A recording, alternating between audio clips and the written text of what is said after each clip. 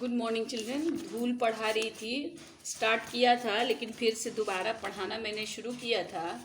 तो आज चैप्टर फिर से पढ़ा रही हूँ। धूल जिसे लिखा था रामविलास शर्मा ने, और उन्नाव जिला के उच्च गांव सानी में जन्मे थे रामविलास शर्मा। लखनऊ विश्वविद्यालय से अंग्रेजी में एमए तथा पीएचडी की उपाधि प्राप्त किया। सन 1938 से ही अध्यापन मैंने ये टीचिंग में आ गए। 1943 से 1974 तक बलवंत राजपूत कॉलेज आगरा में ये अंग्रेजी विभाग में कार्य किया और अंग्रेजी विभाग के ही अध्यक्ष रहे। इसके बाद कुछ समय कन्हैया लाल मणिक मुंशी हिंदी विद्यापीठ आगरा में डायरेक्टर के पद पर ये रहे।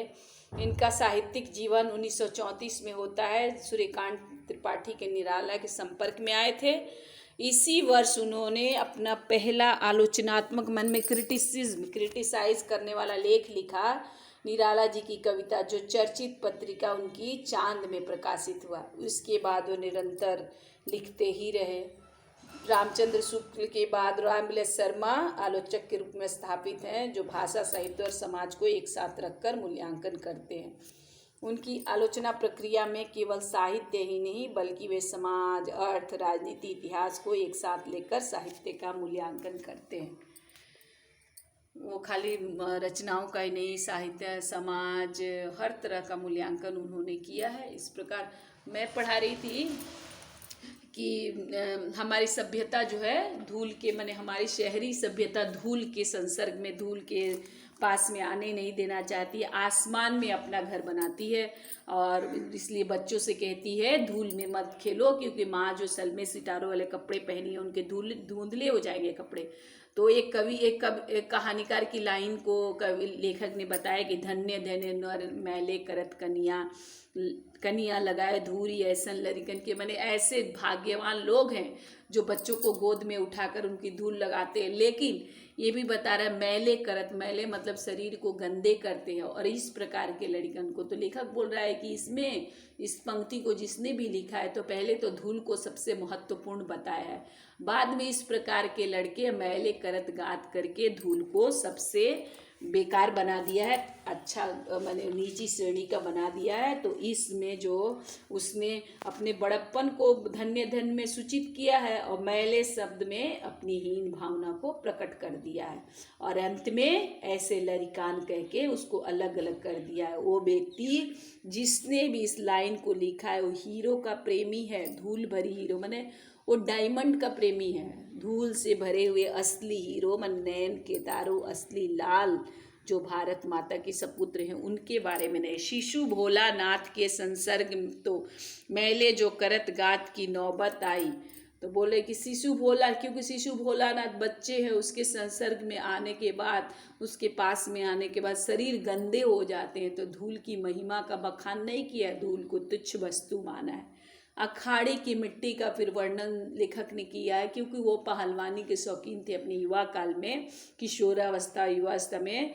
अखाड़े की मिट्टी से सनी हुई देह से, माने अखाड़े की मिट्टी जिस शरीर में लग जाती है, क्योंकि पसीना लगता है और मिट्टी लगता है, तो उस आदमी के पास गुजरने से इतना स्मेल आता है कि उल्टी आने लगती है, उबकाई आने लगती है। जो बचपन में मैंने कह रहा कि अखाड़े की मिट्टी वाले के व्यक्ति के संसर्ग में, संपर्क में वो कभी नहीं जा सकता जो बचपन में धूल में नहीं खेला, क्योंकि जो धूल में खेला है वही धूल के महत्व को जानता है। कहता है जो बचपन में धूल से खेला है वह जवानी में अखाड़े की मिट्टी से सनने से कैसे वंचित रह सकता है। जो व्यक्ति छोटे अवस्था में धूल में खेलते हैं वो बड़े होने के बाद भी अखाड़े की मिट्टी में जाना पसंद करते हैं, अखाड़े की मिट्टी में लौटना पसंद करते हैं।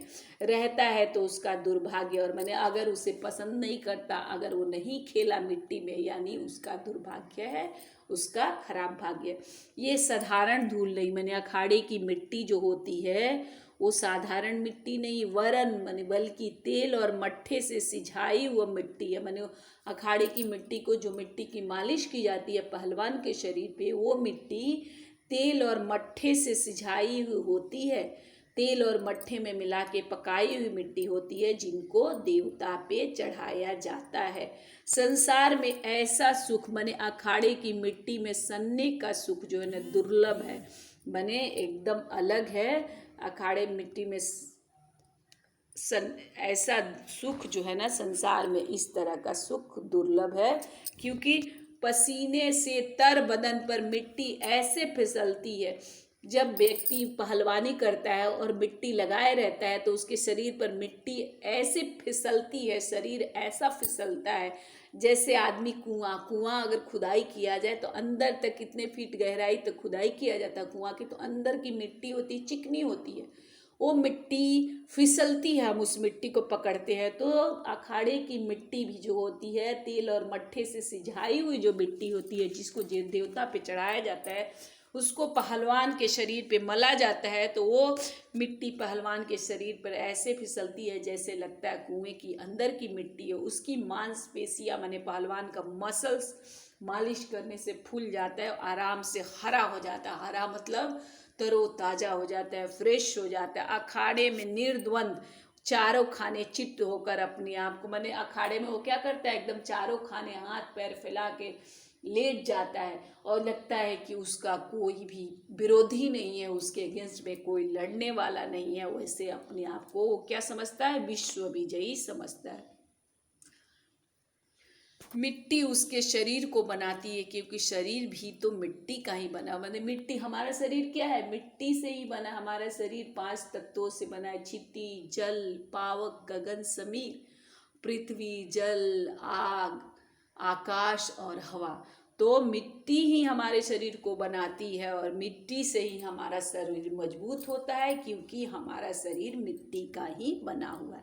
शरीर और मिट्टी को लेकर संसार की आसरता पर बहुत कुछ, मैंने शरीर और मिट्टी के बारे में, मिट्टी को मिला के जो है ना, शरीर और मिट्टी का कंपेयर करके, जिसका कोई भी सार नहीं है, बहुत कुछ कहा जाता है लेकिन कोई निष्कर्ष नहीं निकलता है। परंतु शरीर और मिट्टी को लेके बहुत सारी बातें कही जाती है, लेकिन उसका कोई निष्कर्ष नहीं निकलता है, उसका कोई सारांश नहीं निकलता है। लेकिन ध्यान देने वाली बात है, मैंने हम लोग को ये ध्यान रखने की बात है, जितने सार तत्व माने पंच तत्व मतलब जो हमारे शरीर को बनने में पंच तत्व लगे हैं, अंतरिक्ष, वायु, आग, पानी और धरती। तो शरीर को जितने भी सार तत्व जीवन के लिए अनिवार्य है, हमारी जिंदगी के लिए आवश्यक अनिवार्य हैं, वे सब मिट्टी के ही बने हुए हैं। उससे मिट्टी के अलावा, मिट्टी से जितने ज़रूरत की चीज़ है, जितने 5 तत्व मिट्टी से बने हैं। जिन फूलों को हम अपनी प्रिय वस्तु को उपमान बनाते, वे सब मिट्टी की ही उपज है। रूप, रस, गंध, स्पर्श, इन्हें कौन सा बोला कि फूल का हम कंपेयर करते हैं ना, हमारी सुंदर वस्तु जो होती है उसका हम फूल से कंपेयर करते हैं। बोले जिन फूलों को हम अपनी प्रिय वस्तु का उपमान, मैंने प्रिय वस्तुओं से, अपनी पसंदीदा फेवरेट वस्तुओं से जिन फूलों के कंपेयर करते हैं, वे सब क्या है, मिट्टी में, मैंने वे फूल जो है मिट्टी में ही जन्म लेते हैं। रूप, रस, गंध, स्पर्श, इन्हें कौन संभव करता है? फूलों को रूप कौन देता है? रस मतलब आनंद, गंध मतलब सुगंध, स्पर्श करने से सॉफ्टनेस आता है, सब मिट्टी की ही देन है। माना कि मिट्टी और धूल में अंतर है। धूल, मिट्टी जमी हुई है तो धूल उड़ते रहता है मिट्टी और धूल में, लेकिन मिट्टी और धूल में उतना ही अंतर है जितना शब्द और रस। रस का मतलब है आनंद। कोई भी शब्द को बोलने में अगर आनंद नहीं हो तो शब्द सुनने में मजा नहीं आता है। इसीलिए क्या है, हम मिट्टी और धूल में उतना ही अंतर है जितना शब्द और रस में। देह और प्राण में, मतलब देह का तभी महत्व है जब हमारे अंदर प्राण है। अगर प्राण निकल जाए तो शरीर का महत्व नहीं है, शरीर महत्वहीन है। उसी तरह चांद में अगर चांदनी ना हो तो चांद का महत्व नहीं है। मिट्टी की आभा का नाम धूल है। मिट्टी में जो शाइनिंग होता है, मिट्टी में जो चमक होता है, उसको ही धूल कहते हैं। और मिट्टी के रंग रूप की पहचान, मिट्टी का जो रंग रूप होता है उसकी पहचान उसकी धूल से हो। देखो मिट्टी है, धूल उड़ती है, धूल उड़ने से पहचान। देखो फूलों को खूबसूरत कौन बनाता है? मिट्टी के द्वारा बना। ग्राम भाषाएं अपने सूक्ष्म बोध से धूल की जगह गर्द का प्रयोग, माने गांव के लोग, देहात के लोग देहाती भाषा में सूक्ष्म बोध माने अपने कम, उनको कहा जाता है कम ज्ञानी होते हैं, लेकिन कम ज्ञानी एक्चुअल नहीं होते हैं, उनको गूढ़ ज्ञान होता है। तो ग्राम भाषाएं देहाती भाषा में कम ज्ञान उन लोगों को माना जाता है। गर्द की, धूल की जगह, बोला गर्द का, गर्द मतलब रेत होता है। कभी नहीं कहते धूल वह जिससे गोधूली में हमने, गोधूली माने गायों के पैरों से उठती हुई धूली। लेखक का मानना है कि गाय शाम में ग्वाले जो गाय चरा के आते हैं, गाय के पैरों से जो धूली उड़ती है उसको गोधूली कहते हैं। इसीलिए शाम का समय देखिए इस तरह का हो जाता है, क्योंकि वो इसीलिए उस वेला को गोधूली वेला कहते हैं। गायों को पैरों से उड़ते हुए धूल जो है वातावरण को धुंधलामय कह देते हैं, क्योंकि वो खेतों से चर के लौट आती होती है, गांव में कच्ची सड़कें होती है, इसीलिए उसको गोधूली कहते हैं। और धूल व जो गोधूली शब्द में गांव के लोगों ने अमर कर दिया है। अमराइयों के पीछे छिपे हुए सूर्य की किरणों में जो धूली को सोना कर देती है। आम के पेड़ होते हैं, आम के पेड़ के ऊपर सूर्य की किरणें पड़ती है। सूर्य की किरणें पड़ने से क्या होता है, आम के पेड़ के बीच बीच में, पत्तों के बीच बीच में जो जगह होती है उसके द्वारा जो जमीन पे धूप पड़ती है वो देखने में पीले रंग की, सोने की रंग की होती है। तो वही धूल आम के बाग के पीछे छिपे हुए सूर्य की किरणों से जो धूल को क्या करती है, सोने जैसा रंग कर देती है।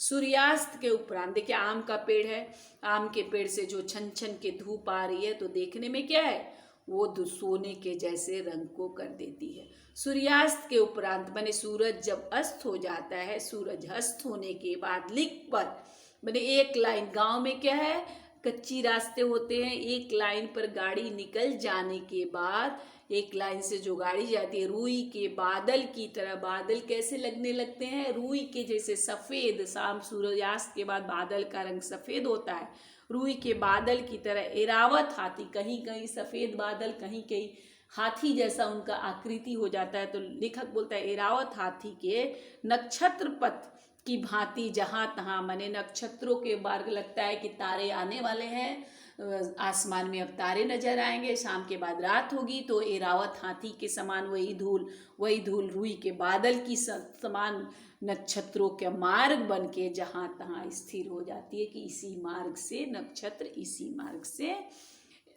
इसी मार्ग से आकाश के तारे आ जाएंगे। देखिए सूर्यास्त के उपरांत गाड़ी निकल जाती है तो कैसे इसमें सुंदरता को प्रकट करती है, क्योंकि कच्ची सड़क होती है, कच्ची सड़क पे धूल पे जब गाड़ी चलती है तो देखने में कितना सुंदर चांदनी रात में मेले जाने वाली गाड़ियों के पीछे, चांदनी रात होती है, मेला जाते हैं लोग गाड़ियों में बैठ के, तो कभी कल्पना की भांति है, और वो पीछे पीछे क्या है गाड़ी चलती है, धूल उड़ते रहती है। तो कवियों की कल्पना कैसी है, कभी का इमेजिनेशन होता है, वो अभी यहाँ रहता है, अभी दूसरे के बारे में सोचता है, एक जगह रहते सारे संसार के बारे में सोचता है, सारे प्राकृतिक चीज़ों के बारे में। तो वही बोला कि चांदनी रात में मेले जाने वाली गाड़ी जो होती है उसके पीछे पीछे कवि कल्पना की भांति, माने धूल जैसे कवि का कल्पना होता है, कवि का इमेजिनेशन होता है, उसी प्रकार धूल जो है अपने मन से उड़ते जाती है।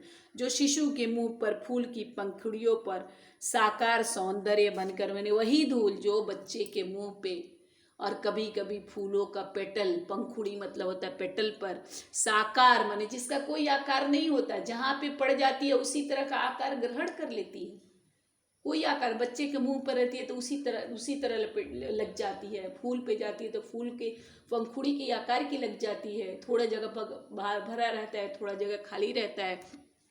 तो फूल की पंखुड़ियों पर साकार मतलब जिसका कोई आकार नहीं, सौंदर्य बनकर, मन सुंदरता, बच्चे के मुंह पर भी सुंदरता बन के छा जाती है, फूल की पंखुड़ियों पर भी सुंदर। धूल उसी का नाम है, लेखक के अनुसार उसका ही नाम, उसी को हम धूल कहते हैं। धन्यवाद बच्चों, आज यहीं तक। कल इस चैप्टर को मैं पूरा कर दूंगी और शनिवार को आप लोग का लाइव क्लास में लूंगी, जिसमें एक फूल की चाह का एक्सप्लेनेशन होगा, आप लोग करोगे उसे।